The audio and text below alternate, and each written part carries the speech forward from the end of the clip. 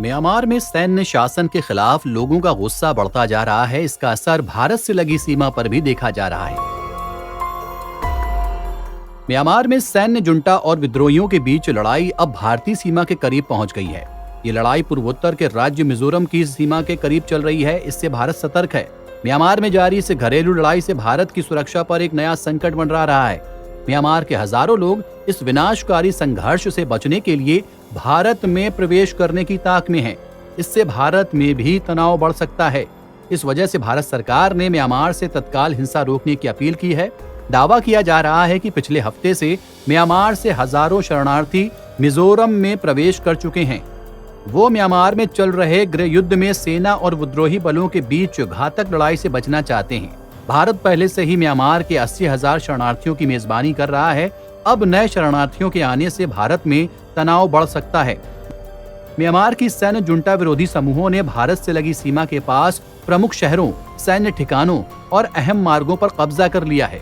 जातीय सशस्त्र संगठन चिन नेशनल आर्मी ने रेखावदार शहर पर पूर्ण नियंत्रण हासिल कर लिया है। इस पर कब्जे के लिए म्यांमार की सेना जबरदस्त हमले कर रही है।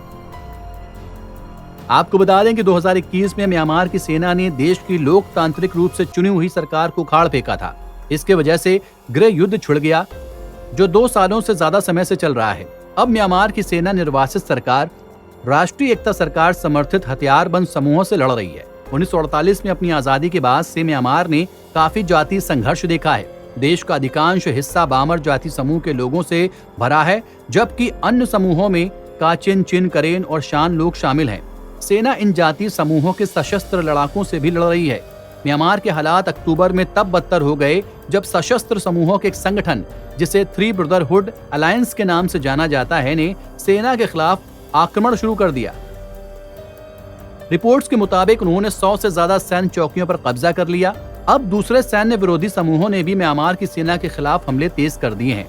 सेना और विद्रोहियों की लड़ाई में सबसे ज्यादा नुकसान आम लोगों को हो रहा है। म्यांमार की सेना आम लोगों को विद्रोहियों का मुखबिर मानती है और कई जगहों पर आम लोगों के खिलाफ हिंसा भी देखी गई है।